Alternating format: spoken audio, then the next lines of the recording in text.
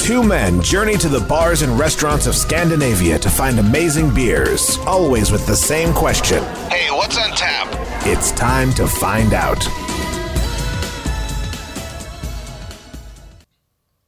What's on Tap podcast, back again with another cellaring episode. with another exciting cellaring episode.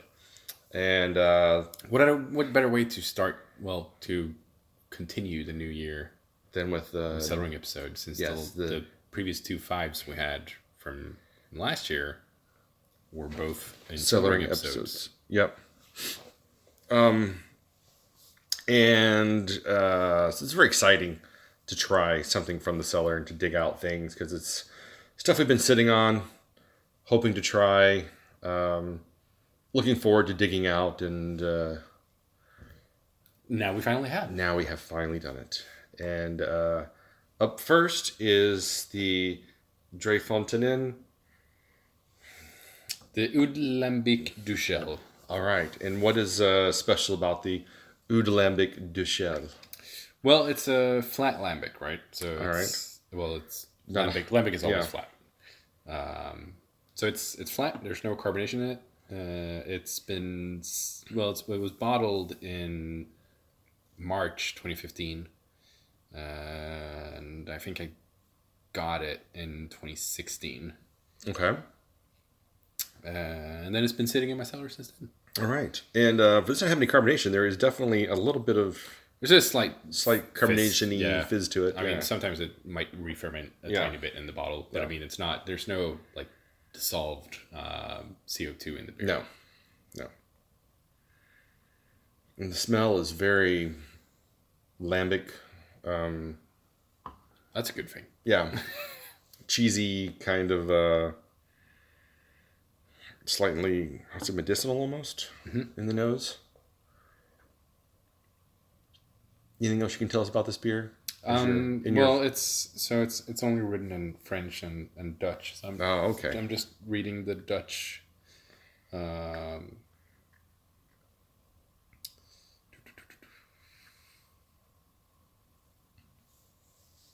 Okay. So it's a blend between 1, 2, and 3-year-old lambic, and the young lambic that was supposed to make the carbonation has not kicked off. Okay. At least I think that's what it translates Yeah. to. Roughly translates to. Yeah. Okay. I believe that's what it translates. But this is a beautiful color. I really like the color of this. It is just a dark amber, very clear, very pretty looking beer. It smells very nice. It does. And we forgot to take a photo. It's like a musty cellar.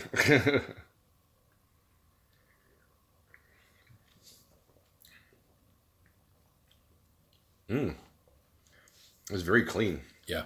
I mean, it's not nearly as sour as I thought it would be. It's very easy to drink. Yeah, that is really good. I don't miss the lack of carbonation at all. No. It works fine like a flat beverage as well. A lot of people have problems with that. Like, has it got to be carbonated? But this is just really smooth. I think it's also a lot of people don't know that lambic should be flat, and that it's basically the fruit lambics and the gueuses and all that usually have carbonation. So it's usually, I think everyone, not everyone obviously, but a lot of people just hoard as much lambic as they can. Yeah. And then when they open one, it's just like, I got a faulty bottle. It's flat. There's no carbonation whatsoever. Because you often see on the lambic.info and other Cantillon enthusiast groups and stuff like that, where it's just like, I must have gotten a shitty bottle. The cork didn't hold up very well. It's completely flat. And then they're sitting there with Oude Lambiek from De Kam or something like that. It's just like, well, it's not even supposed to have carbonation in it, but It's like that's it's okay. a $30, $40 bottle, a Euro bottle, and it Yeah. should not be carbonated. Yeah. Exactly. That's what the soda streamer's for. Yeah. Just add the carbonation stick it in there. afterwards. Exactly. Stick it in there. Add as much carbonation as you like. True. Carbonate to taste. It's like a do-it-yourself kit. even if the lack of carbonation is doesn't bother me, I still prefer gueuses that have carbonation. This one's defective. No, it's exactly as it should be, but I still prefer it with carbonation, or like the Oude gueuze or something like that with carbonation instead. Because you like the lighter sparkliness of the carbonation adds. Yeah, kind of more spritzy and playful. Yeah, definitely. This doesn't. It does fall a little flat on the tongue, and it does kind of just die once you've swallowed it. But it's still a very pleasant beer. And I don't find it very dry though. Like a lot of times when you get beers that just die on you in the mouth, it's usually because it's quite dry or something. But this isn't in that way at all. It becomes very like vinous as well. Mm-hmm. But I really like it still. So I'm still going to give it like a 4.25. Yep, I am going to give it a 4. I think it's an excellent beer. I am there with you though. I kind of do like a little carbonation just because it brightens it up and enhances the smell. But it's an excellent beer. I quite enjoy it. Yeah. Okay, so next up we have the Evil Twin Westbrook collaboration Imperial Mexican Biscotti Cake Break. This is 11.25% Imperial Stout ale with coffee, cinnamon, almonds, cocoa nibs, vanilla, and habanero peppers. These are the things we had in our kitchen. These are the things we're going to put in our beer. Yep. And I've had this for at least, I want to say 2 years. I don't know how I got one of these. I think it was released at Systembolaget a long time ago. Was it? Yeah. That would make sense. Then that's probably how I got one. Yeah, I'm pretty sure. It says it's best before 2025, and I don't know what the shelf life. I mean, if it has a 10-year kind of. Well, if it says 2025. Seems like an awful long expiry date for having been at Systembolaget. But it's a Swedish importer. Beer Me is the importer. Yeah. So, well, I'm going to guess it's from 2015, probably. Very possible. I know I just had it for quite a while. It's been sitting in my my cellar. And I 15 or 16, probably. Yeah, I think somewhere in that range.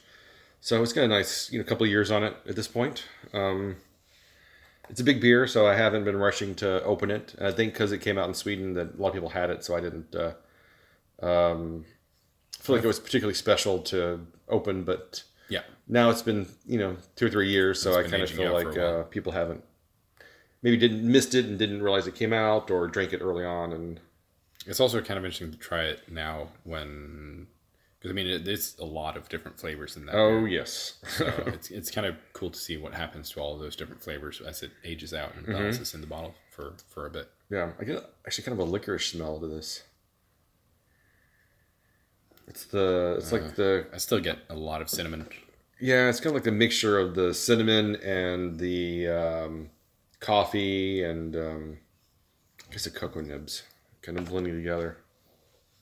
I still get dominant like cinnamon. I get a lot of coffee too. Don't you get coffee? A little bit. Yeah. But most of it cinnamon. Okay, cinnamon. Cheers. Cheers.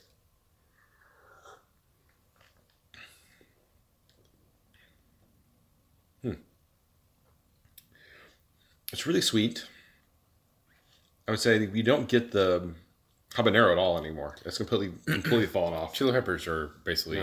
We can kind of like feel them a little bit in the aftertaste. But it's definitely not much. No. I mean, chocolate is basically like gone. Yeah. It's a lot of cinnamon and coffee in the flavor. It is very strong coffee. Yeah. Coffee is like the coffee sump kind of flavor as well. Which I don't mind coffee sump flavor in beer. I think that's actually quite tasty. No. It's good. But I would say most of the adjuncts in this have completely fallen away. Yeah. I mean, I don't know really what almonds would add to any of this anyway. Maybe some sweetness.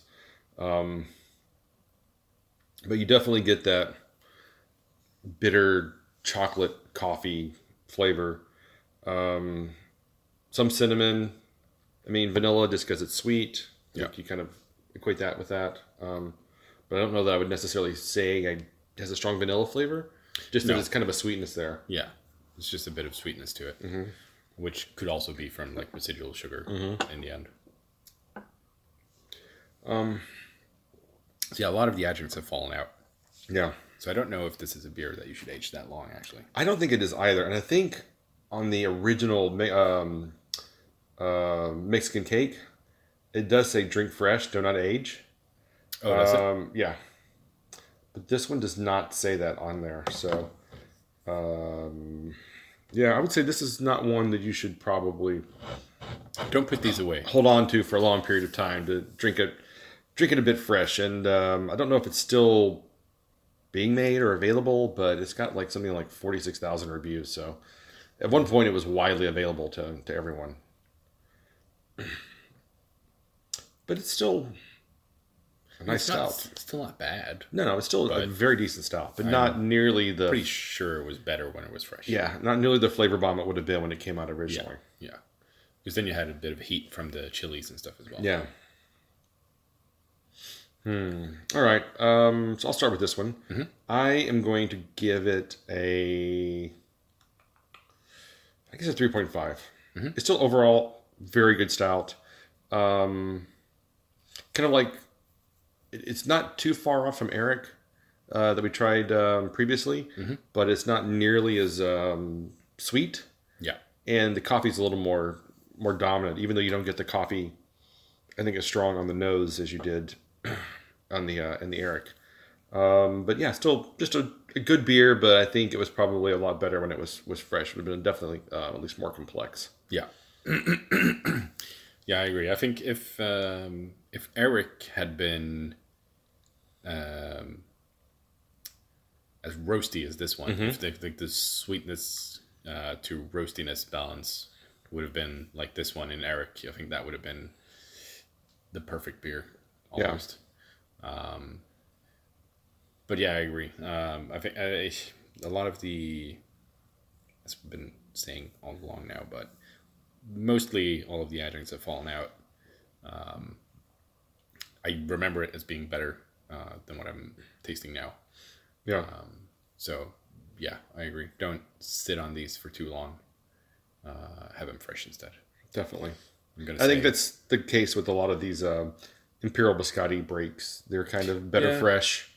And I think the Mexican cake probably also is a bit better fresh. Unless maybe get one of the barrel aged versions, and then maybe those can be cellared a little bit. Can be pretty interesting. Tried a couple of the barrel aged versions at Hibbert. Yeah. I can't remember which ones though. Okay. But I think we've tried like the brandy barrel. Yeah, I think I tried that one too. I know I've tried at least a couple of different variants of the Mexican cake, which I think is a really good beer, but I know you have a bit of an issue with those flavors. It becomes a little bit too much. Yeah, I can see that. Yeah.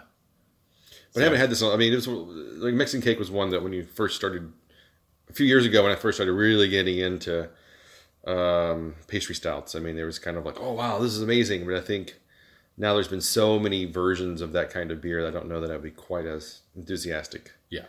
I still probably quite enjoy it, but wouldn't be as blown away by it as if I had it today. Yeah. I'm going to go ahead and give it a 3. It's a 3. Yeah. All right. Fair enough. Okay. Well, you can find us online at whatsontappockets.com, Spotify, Instagram, Facebook, YouTube. That's pretty much it, right? iTunes. Sure. iTunes. Sure, iTunes. It's a good place. It is a good place. Yeah. Cool. So, until next time. Keep drinking, you dum-dums.